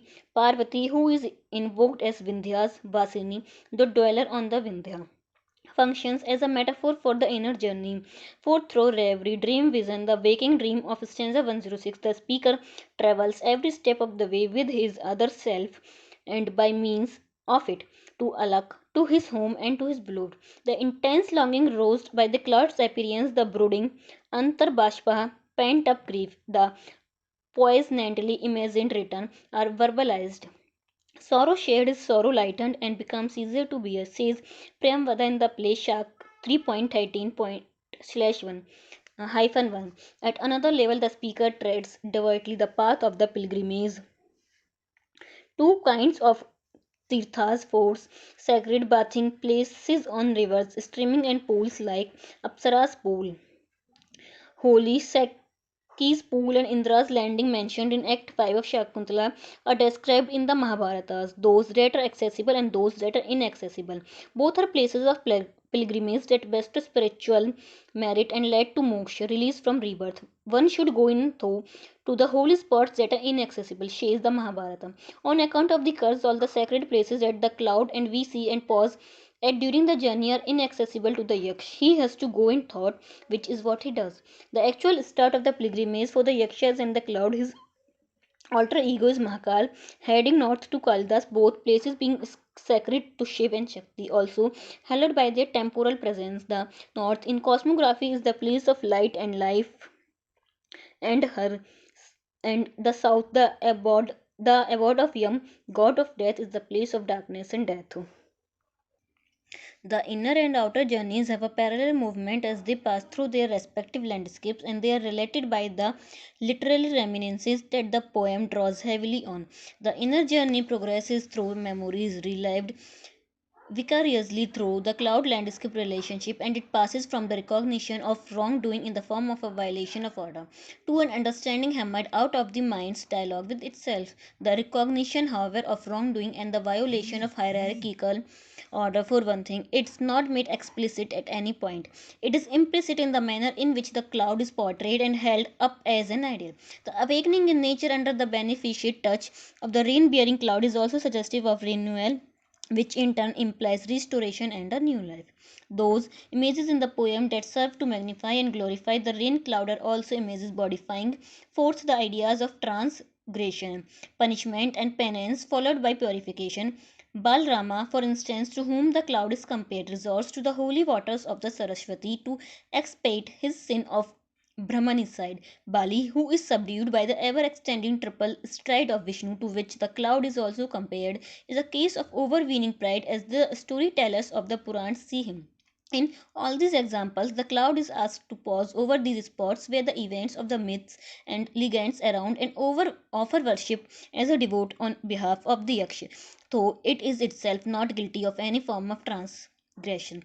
The acts of penance and purification are emphasized. The cloud is promised a pure inner being even if its exterior remains dark, just as Balram and Bali were purified. It is constantly praised as a benefactor intent on service to others, especially to the weak and helpless and those struck by adversity, and is linked to other hallowed personages who have also been benefactors in the past, such as Ganga, the celestial river that descended to the mundane world, but not only to provide salvation to the sinful sons of Saga, but to become the greatest benefactor of the land and the people as well. Images of salvation are interspersed in the description of the landscape, even when there is no wrongdoing involved. For instance, in the Mahakal passage, which we have already noted, and again at the peak still known as Shiv Sacred Foot 57. On the way to Kailas, the cloud is promised the eternal station of the Lord's attendant, Shivapadam. As the cloud is the alter ego of the speaker, it is reasonable to conclude that these acts of adoration and worship leads the Yaksha from a fallen state upwards to a state of blessedness. Much of the imaginary surrounding the cloud, either through comparison, identification, or association, as when the cloud is asked to transform himself into a flower cloud and rain blossoms that have been freshened and sanctified by being sprinkled with the waters of the heavenly Ganga before her descent into this world. On Skanda, the emanation of the Shiva's effulgence to battle the dark forces threatening the world serves the purpose of providing a way to redress the alienation from the divine. We should again refer this back to Yaksha, for the cloud is itself sinless, dedicated to the happiness of others and not its own. That is brought out most clearly in stanza 60, where a sharp contrast is drawn between the self abnegating cloud, which is welcomed as a guest by Kalidasa, and Ravan, who is punished for his sublime egotism. Ravan wished to uproot the peak of Kailas and carry it to his palace with Shiva and Devi on it, so as to have the sacred presence of the primal parents always with him and for himself alone. This geographical part of the poem, as Wilson terms it, is therefore a pilgrimage for the cloud, as it is to millions of Indians. More so, it is a pilgrimage for the speaker of the poem, mental worship and adoration of the divine, Manasa Puja, with offerings made mentally when circumstances did not permit of their actual performance, and the going in thought on a pilgrimage when it was not physically possible to undertake one, is very much a part of Hindu thought and praxis. An example of this is seen in the poem itself, when at the beginning the Yaksha welcomes the rain cloud within a few wild flowers and affectionate words. In stanza 109, the Yaksha speaks words of significance, having, as it appears, come to a conclusion after reflecting deeply, Bahu meaning many times greatly, and Vijnanam pondering over deliberating. But no more of me reflecting deeply. I bear up drawing on my own inner strength. You too, lady most blessed, should resist falling into utter dejection. Whom does happiness always attend or misery always befall? Man's state on earth, like the rim of a wheel, goes down and comes up again. I interpret this stanza is conveying a sense of the speaker having attained to some measure of wisdom. I suggest that the poet intends us to read it this way. In support of this suggestion, I might point out that the tone of the poem and with it the tone of the speaker's words changes sharply from this point on to lead to the benediction. Bharatavakya, which is instinct with peace, all passion is spent. Peace enters the mind when the inner being is purified in the fire of tapasya. Penance, penitence, contemplation. The Sanskrit word cannot be translated by a single English word. The Yaksha's words constitute more than a statement of resignation by a man shoring up his grief. It ought to be read as a positive utterance of understanding even of death. As the tone of the poem changes, we sense that the speaker has extricated himself from that brooding passion of sorrow for his faith and the faith of his beloved. The sorrow that we saw pouring out in rising anguish. Stanza 82 to 92 reaching a peak of intensity. Stanzas 101 108 until it is reined in. In the first half of stanza 109, in this stanza, a measure of objectivity is revealed in this generalization phrased in the second half. We get a sense that the Yaksha's mind is no longer clouded as it was when we first met him. 5. He is now able to provide consolation to his second self left behind in Alaka unsupported. It goes further. The objectivity gained is sufficient to enable him to express the wish for general happiness, which is characteristic of the Bharata Vakya spoken at the close of all literary verse in Sanskrit. Several poems in the Rigveda end with a prayer addressed to the deity invoked in the poem to grant blessings. The speaker or seer of the poem presumably acts as the spokesperson for the congregation and therefore the community as a whole. I venture to suggest that the tradition of speaking the Bharatavakya derives from this, at which point in the evolution of Mahakavya, long poems and dramas, this became established as a convention is perhaps not easy to determine. But even if the convention had become established by Kalidasa's time, we ought not to overlook the fact that a great poet uses conventions to serve his own purposes. The Bharatavakya in Meghadutam as well as Sakuntala seem to have a special significance. In Meghadutam, the last stanza marks a point of return. Like the wheel, a water wheel known also as a Persian wheel, the poem comes full circle to close on a note of quiet acceptance and a subdued feeling of hope. The pronoun you includes the audience and the world at large with the cloud. The speaker also includes himself because the cloud is his alter ego. As he wishes the cloud greater glory in all the lands it would roam over, we notice that the phrase harks back to the opening of the poem where the Yakshas presented to us as fallen from great glory. Astam Gamita Mahima. Both Rama Hills and Alaka sacred spots, but to the Yaksha, the former is a place of suffering and torment, a place of deprivation. To divine beings like Yakshas and Apsaras, celestial nymphs, to be earthbound and led the life of mortals is a torment. The Yaksha's anguish is amply apparent, being verbalized at length. Its intensity is indicated by the use of the plural hermitages in the opening verse, suggesting that he moved around restlessly from one hermitage to another seeking place. There is irony here. It underlines the contradiction in the situation between a hermitages, a place of passion free tranquility, and the tormented soul of the passion ridden lover. Kami Kamarta. Alaka, on the other hand, is a place of joy, love, plenitude where there are no changes of seasons. All flowers bloom at all times. In our mundane and flawed world, the Kadamba bursts into bloom at the first rains, the Lodra and the Jasmine Kunda bloom in the winter, the Kurubaka in spring, and the Sursa in summer. 67. Not so in Alaka, for Alaka is not burned by the sun but illuminated by the radiance of the moon on Shiva's forehead. It is the earthy paradise. That is the Yaksha's simplistic way of seeing the world, clouded as his mind is by passion and anguish. He is a man unable to come to grips with the present, his mind forever dwelling in the past that is lost to him and which he idealizes. We dimly hear the authorial voice that pointed this out at the beginning of the poem before it retired into a decorous silence. But as the poem makes amply clear, Alaka is not simply a hedonist paradise, there is sorrow at its core and a human heart grieving in anguished separation. The beloved with her husband in exile, banished, and without a child, lives, or what is truer, exists in the world that holds no real meaning for her, and showing all entertainment and all personal adornment, fine clothes, jewels, flowers, fragrances. She has no thought other than her husband's safe return. The imaginary used to describe the beloved and her situation is one of the privation and deprivation, of disorientation, of fading and waning and wasting away, cut off from life's deepest springs. She is compared to a day lily on a cloudy day, uncertain whether to open or to close, a lotus deprived of sunshine or blighted by hoar frost, the waning moon in its very last phase a silver before it is swallowed by a darkness. The lotus sun is a very key image in Sanskrit literature, and here the sun is the husband.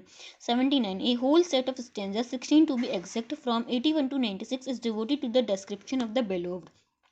Grief struck and leading the life of a woman parted from her husband. Pro Sita Bhartakara. In Shakuntala, one stage direction and a stanza suffice to describe the heroine's sorrowing in separation. This is accounted for mainly by the difference in treatment of the idea and the lyric and the dramatic modes. Alaka is therefore a place where life is fullness is not truly realized in its totality. Something is lacking. It is a place of innocence, and Rama Hill is more than a place of deprivation and torment as Yakshas perceives it to be. Framed as it is in the opening stanza in an epic allusion, it can an oath to be seen as a place of penitence and purification, sanctified by Rama's enduring presence, 12 by his steadfast adherence to duty, and by Sita's purity and constancy. The beloved is compared to her in stanzas 10 and 99. It is a place of experience where love is tried and tested. It corresponds to Marika's hermitage in the play. Act 7. We might add that not only love but also strength of characters tried and tested, as it is Shakuntala. One of the prime virtues of a hero is resilience and the courage to endure. In a certain kind of ethic, suffering and penance, tapasya, is a part of learning and growing up. Sometimes it is the only way to gain that maturity which is at bottom the ability to see life steady and as a whole. A harsh ethic but not exclusively Indian in conception. The speaker of the poem, as we saw earlier, attains to some measure of understanding that is more than resignation or sheer acceptance of the inevitable. For acceptance of the situation is already in place at the very beginning of the poem, the wrath of the Lord of the treasures, and the resulting banishment has been accepted as the divine decree. This is one view which we shall typify as the ethical hierarchy that might be adopted in interpreting the poem. But as indicated earlier, it is not the only possible approach. It encompasses only part of the poem's meaning and the vision it embodies. The poem itself directs the reader to another set of responses. There are two words in the poem, the word of the mythic and epic past, and the word of the present of the speaker, the poet, and his reader. Again, by shifting our point of view slightly and translating the terms, we can see the two words as the word of the imagination framed in dream and memory, and the real everyday word as sharp lines not drawn between the two. The two words are continuous and phase into one another as the poem moves constantly between them. Alaka is a presence in the distant background in the first section, which I shall label as the Mahakal section, clinging to Kalidas slopes beside the holy Mansa lake, and the beloved presence in pervasive 7, 8, 10, 11. The splendor of Ujjain is reflected in the Alaka word. The same flowers bloom, though in a different and more perfect setting, but the Mahakal and Alaka sections differ in mood and tone. The former is celebratory in tone, joyous and reverential. Beginning on an elegiac note, the poem swings into a joyous celebration of love and the beauty of nature blossoming under the beneficent influence of the rain cloud. The effect of the poetry is to create the impression that the curse and the exile provide the opportunity for this celebration. The poet uses them for this purpose. There is an expansion of consciousness for the reader as several landscapes unfold before him. Each stop on the cloud's journey and the speaker's pilgrimage is related to some memorable event in the past and sometimes a poignant memory, intensely personal, of the speaker is evoked. Stanza 51 is a beautiful example. The amber colored eyes of Revati, Balram's beloved wife, reflected in the wine, evoke memories of the Yaksha's own beloved wife as she sat with him drinking the wine that reflected the color of her eyes. And this poignant memory is interwoven with the literary memories of the Fred, rekindle war of the epic, and all the wrongdoing that was part of it, and of Balram's own transgression purified by the waters of the river most celebrated in the Vedas, the holy Saraswati on whose banks the ancient civilization first arose. It has been suggested that some personal experience of the poet underlies the longing and the grief of parting that the poem voices so eloquently, but one has to be careful in bringing a writer's biography into his work, especially with one so reticent and self effacing as Kalidas. It is misleading to treat literature as a transcript of life as it is actually lived. The Yaksha, when we first meet him, is shorn of his powers and earthbound like one of us mortals. He is humanized to elicit our sympathy fully, but his other self and we with its shores floats in the air, roams freely in the space as in his pre-lapsarian state, providing a double perspective of the world. One, close and detailed, the human perspective that sees the beads of sweat collecting on the temples of the flower gatherers and the bee hovering over a swaying spray of white jasmine. The other, a panoramic view of the whole landscape in a larger and all inclusive perspective of the earth itself, like a beautiful woman wearing the broad river with its gleaming white waters like a single strand of pearls. We have an overview not only of the planet we live on, but get to see vast spaces where the colossal elephants that guard the quarters roam, and the laughter of the primal one towers up into space as eternal snows gathering from the beginning of time. The experience provided by even a cursory reading of the poem is an explosion of the imagination bodied forth in bold conceits such as one here of Shiva, tumultuous laughter, and the striking conceits which occur earlier. Stanzas 19, 42, 49, 52, 62. With a careful reading, we find ourselves exploring the poem's ever expanding world of meanings as images open up whole vistas extending back into time. 3845 or through the play of several ideas in the image of Ganga on Shiv head, an image in which we are not only taken back into mythic time when Ganga descended on earth from heaven, but taste the delicious sense of humor in the rivalry that is part of the relationship of the sisters whom myth makes co-wives, Ganga and Gauri, the one proud and exultant having found a permanent place on the head of the supreme, the other angry and jealous. Sitting on someone's head is a colloquial way in many Indian languages of expressing the dominance of a much spoiled person over another. The two views are not mutually exclusive, for there is an ambivalence at the heart of the poem. An ideal, a dharmic ideal, is set up, but the radiance of the love of the Yaksha and his beloved glows so strongly in the poem that the beauty of the poetry dulls the edge of whatever wrongdoing it was on the part of Yaksha that brought such a dire and swift punishment in its wake. Further, the nature of the transgression not only remains unspecified, it is not stressed and underlined either. The quiet acceptance by the lovers of the pain of the separation of such as intense love induces the feeling in the reader that such love has to have a place in the accepted scheme of things. The two views should be held in tension against each other. The celebratory tone of the first part of the poem continues into the Alaka section, which begins on a paradisal note and continues in that mood till stanza 80, at which point the elegiac tone with which the poem begins takes over, making doubt surface about the poem's conclusion. Does it have a happy ending? As we contemplate the poem as a whole, we are filled with doubts and misgivings. The weight of woe carried by the poetry in the Alak section is too overwhelming to be ignored. There she sits as he pictures her in his grief in the midst of Alaka's loveliness, a young girl sorrowing alone, speaking little, the Creator's masterwork.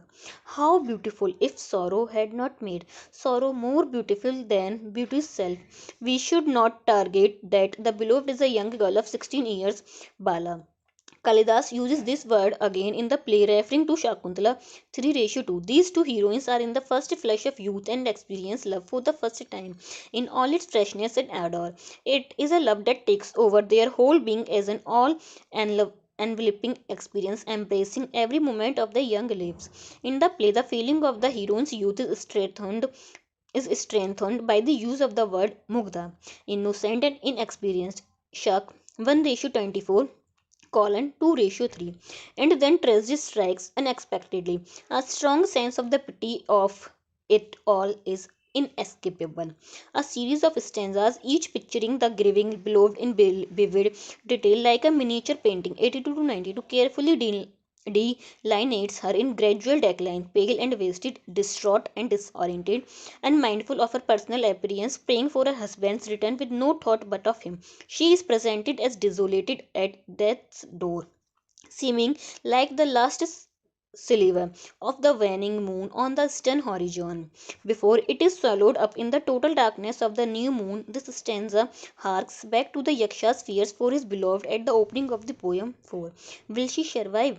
The poet, by stopping short of the last two pages of grief, withdrawal, and death of the 10 mentioned in the NS, leaves the outcome uncertain. However, this image is itself ambivalent because the disappearance of the moon is only apparent. The moon waxes in time and is restored to its glory.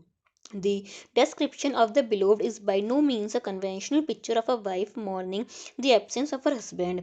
It might have become conventional later, and it probably did, and classical dance continues to portray the grieving heroine. Proshita Bhatraka in this stylized conventional manner. However, Kalidasa's poetry conveys the beloved emotions of love and anguish in such a manner as to make the reader feel not simply that this was the way she felt and acted, but that there is no other way she could have felt or acted. The images are so totally infused with the emotion that they embody, and this serves as a prime example of the point made earlier in the introduction, page number 24, with reference to drama and to Shakuntala. Kalidas' accomplishment lies in the manner in which his poetry escapes the constraints of the poetics of his time, even when it not acknowledges those poetics, if indeed their existence are poetics at that time that directed his genius. The elegiac tone of the of the poem continues to make doubts surface repeatedly in our minds. Will the cloud reach its destination in time? Will it reach it at all? The cloud has already been characterized as inanimate, blended of mist and light, winds and water fire, that could dissipate any time into its constituent elements. Its life is enmeshed in the life of all things in nature, animate and inanimate. Will it get lost in the clear waters of the river Gambhira, lost in love for her? 42 and 43. We are also reminded more than once that it suffers from a proclivity for delay and loitering around when it should be steadily going north towards Alaka. 24, 28, 40.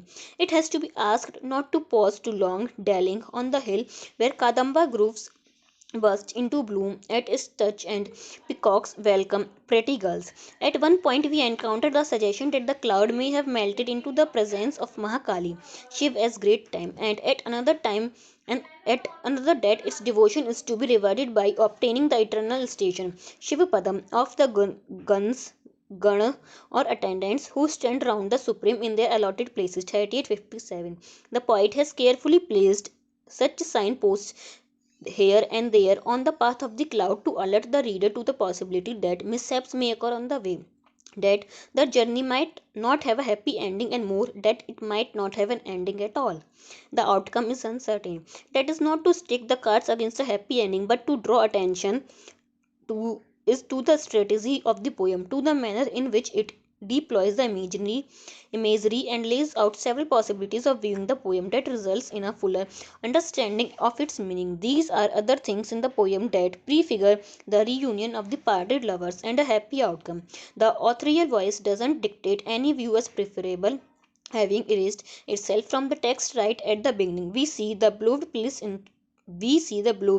placed beside the jasmine that is revived by a fresh shower of the raindrops. 97. Like Sita, she lifts her face up to hear the glad tidings, her heart opening like a flower in eager expectation. 99. Two significant images argue for a happy ending. One we have already noted as ambivalent, the image of the last silver of the waning moon on the eastern horizon. Also ambivalent is the other image of the Persian wheel which comes up, returning like the rising sun. 109. It symbolizes the year, which is the period of the curse, but the wheel returns, ever turning, endless. It is a symbol of time waning and waxing, the turning wheel, everything is part of the play of time. Mahakal presented on the cosmic stage in the dance drama referred in stanza 58. Further, the beliefs that formed part of the ethos in the poet's own time oath not to be overlooked penance, purity of love and constancy found their own rewards. The beloved and the speaker in the poem suffered and richly deserved the reward of reunion and the restoration of their original happy state. The touching belief that the chastity of a loving and loyal wife had the power to overcome all obstacles and accomplish her heart's desire, which was none other than her husband's well being and happiness, and her own, the two being identical, would have directed the responses of audience and reader in the past. Did not Savitri encounter death, conquer it, and restore her dead husband to life? But the comparison with Sita is of doubtful value on this point, because though Sita was restored to her husband and to her rightful positions as queen at Ayodhya, she did not live happily even after with Ram. In the poem, the journey has no end because we do not know what happened at the end. We are not told. The poem is open ended, leaving us with the hope that the lovers will be reunited, no more than that. And while there is hope, hope is but a slender thread. Otherwise, we move in an area of suppositions that the cloud could and did reach its destination and delivered its message of hope, that the beloved survived to receive it, and that the speaker was able to return to her at the end of the curse. The cloud, an elemental thing bound by the laws of nature, makes its annual recurrent journey endlessly. We are sure of only one thing, that the journey continues, ever keeping to the north, which is the place of life and light and the temporal presence of Shiva with his Shakti. The effect that the totality of meaning of the poem's structure and language sets out to create and succeeds in doing is that the end is not important, the going is, and the going is an exploration. It is an ongoing exploration. It was for the poet in his ovary, and it is for the reader. And the part ninth is as follows. The poem deploys its resource on a large scale. The canvas is the vast stretch of land from the Vindhyas to the Himalayas, crisscrossed by great rivers and innumerable streams, dotted by sacred forts and places of pilgrimage associated with myth, legend, and hierophany. From a solitary hermitage, the poem moves out into vast spaces and into different planes of consciousness. The landscape unfolds gradually as the speaker describes it introspectively in sorrow and the recollected emotion of joy. It is presented from several points of view. The lonely voice sounds in the background while the foreground is filled with the busy hum of great cities and the myriad sounds of nature, celebrating the advent of the season of love and renewal unshed in by the rain cloud. The cloud sweeps along, brimming with life giving water, the thin trickles of rivers, thin as she single blade of grieving women looking out anxiously for their husband's return, driving women of pleasure to their midnight tryst in an exuberance of passion, making the landscape bloom and renewing the earth. As the poem's canvas expands in range and shape, the rain cloud gains in physical magnitude and attains an extraordinary status. It is transfigured by the light of divinity into something strange and unfamiliar, into something marvelous. Having gathered on its long course the sacral aura of the hallowed places it has passed through and passed over Mahakal, Skandhil, the holy rivers and their sources, it finally arrives sanctified, fit to enter the holiest of places, Kailash, temporal abode of the Supreme, and it arrives like an honored guest, prefiguring the speaker's own return home. The landscape is drawn in a definite pattern to form a backdrop, starting it at a point on a remote and lonely hilltop where the speaker of the poem is visualized as seated watching a rain cloud curling round the crest of the hill. The canvas expands in range and sweep until it is drawn to a point on another remote and lonely hilltop, a gem steady pleasure hill opposite the casement where the beloved is presented, restless and anguished. As the landscape starts to expand from a small space and then narrows down to another small space, the rain cloud goes through a corresponding process of magnification, followed by a diminution and a descent. Scaled down to ordinary and familiar, it settles down on the jeweled crest of a miniature hill, transformed to the size of an elephant cub, small enough for the beloved to feel comfortable with. Within this large and inclusive pattern of symmetry, several minor symmetries are fitted in carefully. We see the obvious symmetries immediately, the two hilltops with the lonely figures on them and all that vast space of land in between, symbolizing especially the love and separation of lover and beloved in the Naika tradition. Then we note the less obvious she, his second self, the moon shone of its glory to his sun, whose lustre is dimmed, the fading lotus that waits for his ray figures to white of its dew tears and make it bloom again. The Yaksha's armlet slipping off his wasted forearm parallels the beloved, divesting herself of all ornaments, casting them aside and lying pale and emaciated. 292. He wakes up suddenly out of a waking dream, cooled by Himalayan breezes, scented by the fragrance of her body. Imagining he was holding her in his arms, she is woken up out of a dream in which she fancies she was in his arms. By the breeze, cooled by fresh raindrops and scented by the jasmines. 10696. Coming out of his reverie, he sees a rain cloud on the hill resembling a playful elephant, and sees a small elephant cub on the jeweled pleasure hill outside her window. Words, phrases, and images echo one another and form like links. Many such verbal and other symmetries provide the detail that shapes the world of the poem. At the close of the poem, we became sharply aware that we are still on Ramagiri and the rain cloud is still clinging to the crest of the hill. Nothing seems to have changed, or has it? The voice is still echoing within us. The poem has come back to where it started. Its form is circular, as in Ritu Samraham. But we have travelled far and wide in space and time. Time takes several forms in this poem: the past, present, and the future, the mythic, epic, and cosmic. Days, seasons, the year, and eons. The beloved counts days out, laying a flower for each day that has gone by and reckons the hours by her sleepless anguish. The period of the curse is a year, one revolution of the sun. The symbol for this in the poem is the water wheel. 109. The remaining period of separation is 4 months or one season, the season of the rains when Vishnu is immersed in contemplation. The year was originally divided into 3 seasons of 4 months each. Time is measured out by the steps of temple dancers, reflecting the great dance of creation. Time stands still in Alak, where the seasons do not change and all flowers bloom at all times, and the yakshas who live in the world of order experience only love and happiness. We have seen that uncertain time in the future when the parted lovers hope to enjoy on nights bright with the autumn moon and all the pleasures imagined during the long separation. We have even glimpsed time beyond eons. At its very beginning, when the dance began, when shivered laughter started to pile up into the eternal snows of the Lord of Mountains, and Vishnu's triple stride measured out the universe. We return finally to our short span of time in the theatre or the temple at Mahakal, so the time it took for the poem to be chanted, initially perhaps by the poet himself, and we have not moved except in our imagination. And the part 10th is as follows. The play Shakuntala is a beautiful blend of romance and fairy tale with elements of comedy. In the last sections of the Satapatha, Satpatha Brahmana that are devoted wholly to a description of the rituals of the horse sacrifice Ashwamedha Yaga, where the names of some of the kings who performed them are mentioned.